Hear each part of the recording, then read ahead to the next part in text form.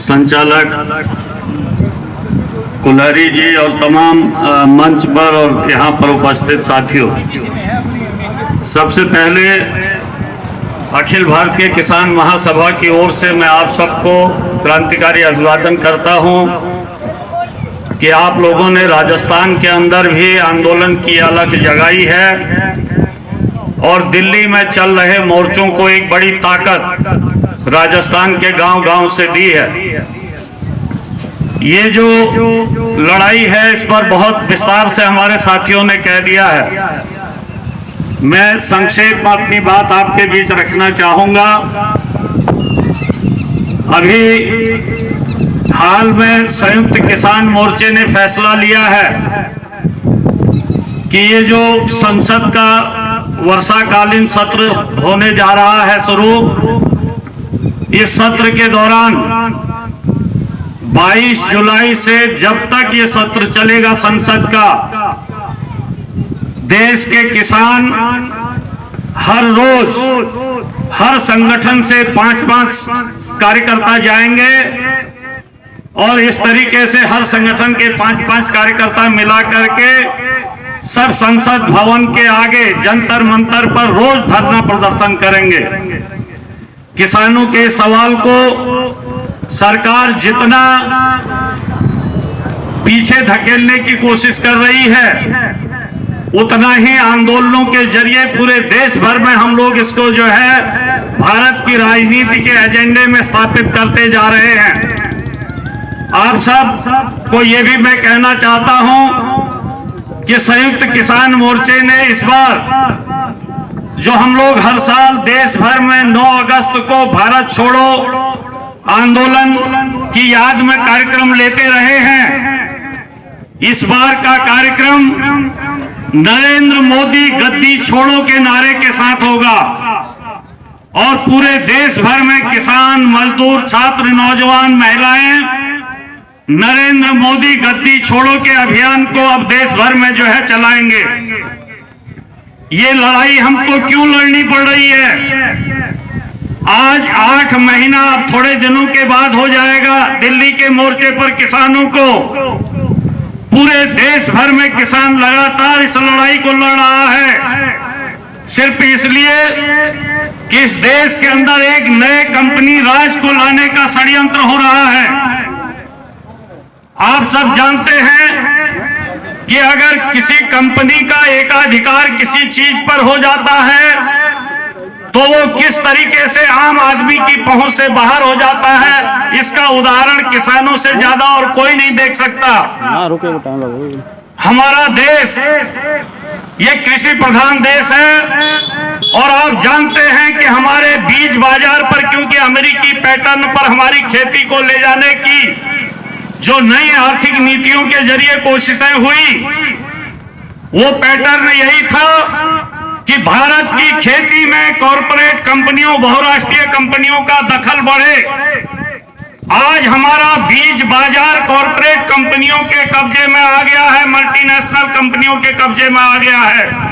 हमारे अपने परंपरागत बीज खत्म हो गए हैं। आज हम एक शिमला मिर्च का बीज, जिसका जो है हमारे शहर के लोग सब्जी खाते हैं, जब उसका बीज खरीदने हम किसान बाजार में जाते हैं, अच्छी क्वालिटी का बीज उसका जो है 10 ग्राम का पैकेट 1500 रुपए में मिल रहा है। जब 10 ग्राम का पैकेट 1500 रुपए में है तो किलो क्या भाव हुआ? 1.5 लाख रुपया किलो। जो गोभी, टमाटर हमको बाजार में भाव न मिलने पर सड़क में फेंकना पड़ता है, उस गोभी और टमाटर के बीज को जब हम खरीदने जाते हैं बाजार में तो 10 ग्राम का पैकेट 250 रुपए से लेकर के 800 रुपए तक हमको मिलता है। क्या भाव हो गया? 25,000 रुपए से लेकर के 80,000 रुपया किलो। हमने तो 10 ग्राम के पैकेट की कीमत गिनी, हमने किलो तो हिसाब लगाया नहीं। क्या कोई बीज जो है शिमला मिर्च का बीज 1.5 लाख रुपया किलो हो सकता है? 3 तोला सोना से ज्यादा सोना आएगा उतने में। क्या किसी जो है टमाटर और गोभी का बीज 25,000 से लेकर के 80,000 रुपए किलो हो सकता है? लेकिन ये है हमको लेना पड़ रहा है इसलिए कि हमारे अपने बीज खत्म कर दिए गए हैं एक साजिश के तहत, और इन कंपनियों के बीजों पर हमको निर्भर बना दिया गया है। इसलिए हम आपसे कहना चाहते हैं कि कल को अगर हमारी खेती पर इन कंपनियों का कब्जा हो गया, कल को अगर हमारे अन्न के भंडारण पर इन कंपनियों का कब्जा हो गया, कल को अगर हमारे खुदरा बाजार पर इन कंपनियों का कब्जा हो गया, तो आम आदमी का जीना कठिन हो जाएगा। एक गरीब आदमी के बच्चे के आगे की जो अनाज की थाली है, भोजन की थाली है, उस थाली को ये छीन लेंगे। ये मुनाफे पर आधारित व्यवसाय करते हैं। भारत का किसान पिछले 15 साल से घाटे की खेती कर रहा है, और घाटे की खेती हम इसलिए कर रहे हैं क्योंकि हमको अपना परिवार भी पालना है, उसके लिए अन्न पैदा करना है। और हम किसानों को ये चिंता है कि ये 135 करोड़ का देश अगर हम अन्न पैदा नहीं करेंगे तो आयात किए हुए अन्न से इतना बड़ा देश जो है नहीं पल सकता है। इसलिए हम जो है घाटे की खेती के बावजूद अनाज को पैदा कर रहे हैं, खेती को कर रहे हैं। लेकिन क्या आप कोई उदाहरण दे सकते हैं कि एक भी कॉर्पोरेट कंपनी, एक भी पूंजीपति 2 साल भी अगर कोई फैक्ट्री घाटे में जाएगी, वो चलाएगा? तीसरे साल वो बंद कर देगा फैक्ट्री को, वो बदल देगा तमाम उत्पादों को और तमाम अपने बिजनेस के पैटर्न को। इसलिए हम आपसे कहना चाहते हैं कि अगर ये खेती के क्षेत्र में आ गए तो खेती भी इनके लिए अति मुनाफे का सौदा होगी।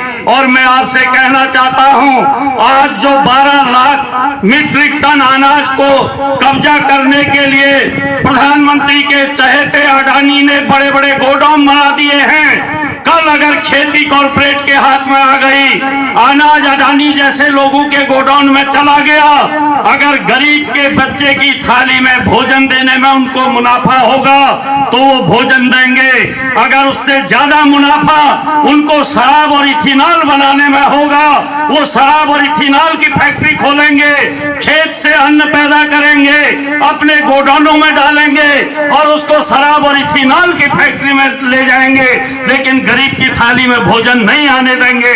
ये है कॉर्पोरेट का जो है अति मुनाफे का राज। इसलिए हम इस लड़ाई को लड़ रहे हैं। इसलिए हम कह रहे हैं कि ये लड़ाई इस देश के अंदर दूसरी आजादी की लड़ाई है। मित्रों, मैं आपसे कहना चाहता हूं, पूरी दुनिया के अंदर आज ये खाली भारत में नहीं हो रहा है, पूरी दुनिया की नजर भारत के किसानों की इस लड़ाई पर क्यों है? क्योंकि पूरी दुनिया के अंदर आज WTO की शर्तों के तहत साम्राज्यवादी ताकतों ने, बड़ी मल्टीनेशनल कंपनियों ने, हमारे अंतरराष्ट्रीय वित्तीय संस्थानों ने, जिनसे कड़ी शर्तों पर हमारी सरकारों ने कर्ज लिया है, ऐसी नीतियां पूरी दुनिया में थोपने की कोशिश की है कि दुनिया के अन्न के बाजार पर, दुनिया की खेती पर उनका कब्जा हो जाए।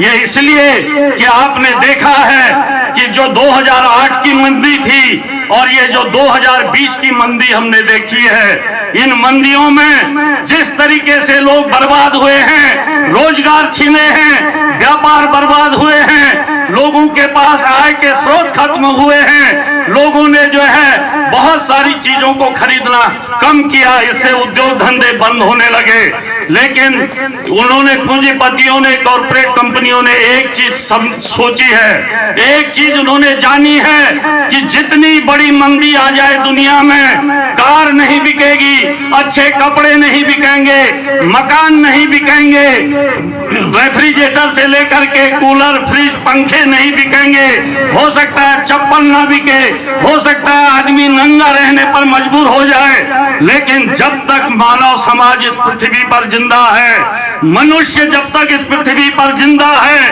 अन्न का बाजार जो है कम नहीं होने वाला है, अन्न की मांग कम नहीं होने वाली है। और इसलिए ये जो सबसे बड़ी मजबूरी मनुष्य की है कि उसको जिंदा रहने के लिए भोजन चाहिए, उस भोजन पर अब ये डाका डालने की साजिश पूरी दुनिया में कर रहे हैं।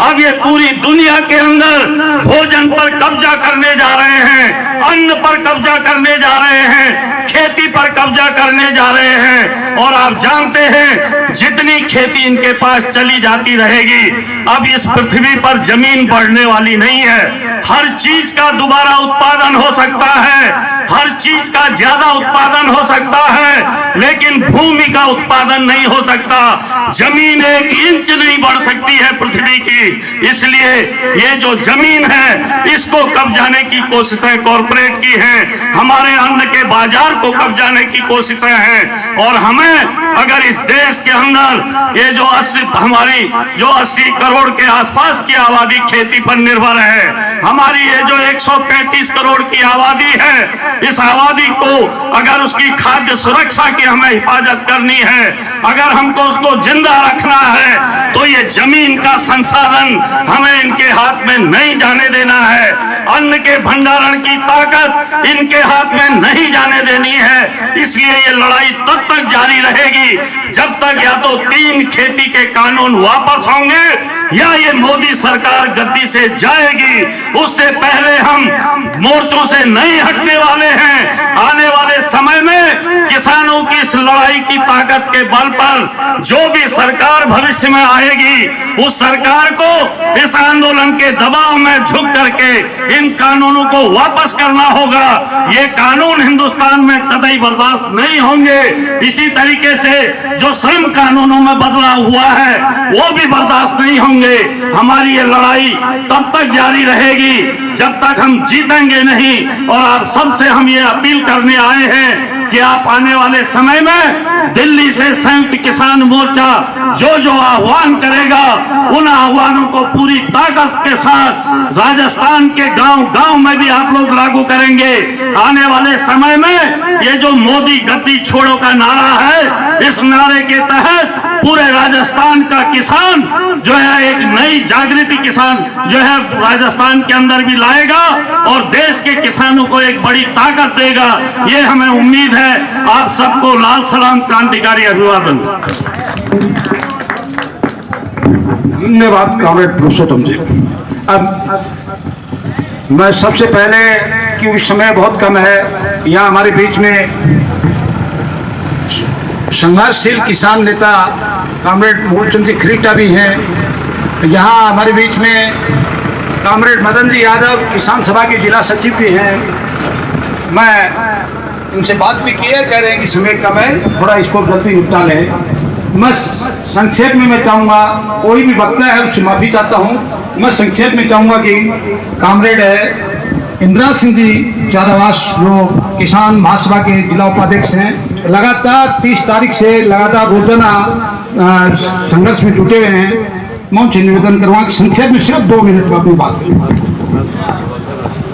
आदरणीय सम्मानित मंच, सम्मानित किसान साथियों, देखो भाषणबाजी तो बहुत कुछ हो चुका है, लेकिन इस लोहिल गांव को मैं धन्यवाद देना चाहता हूं कि इसने महापंचायत का आयोजन किया और उन्होंने मेहनत की। और जो बाहर से आए हुए हमारे राष्ट्रीय नेता हैं जो हमारे किसानों को जगाने के लिए संबोधित कर रहे हैं, इनको मैं धन्यवाद देना चाहता हूं। और जो हमारे भूतपूर्व प्रधान जी ओम प्रकाश जी जारोड़ा ने कही थे कि ये जिंदा लाश है, ये मुर्दा लाश। तो जो अपने अंदर जो जमीर है उसको जगाना होगा, किसानों के लिए कुछ करना होगा। देश में आज का बहुत भारी विडंबना है कि कमा कोई रहा है, खा कोई रहा। एक किसान का बच्चा जींस पहनने लग जाता है, उसका बोले किसान का बेटा नहीं है, पूंजीपति का बेटा है। कौन सा जुल्म कर दिया उसने, एक जींस की पैंट पहनी। एक किसान का बेटा 4 टायर वाली गाड़ी ले आता है तो कहता है ये किसान नहीं है। क्या वो मेहनत नहीं करता है? क्या वो पैसे नहीं कमाता है? लेकिन इनकी दर्द सरकार किसी की हो,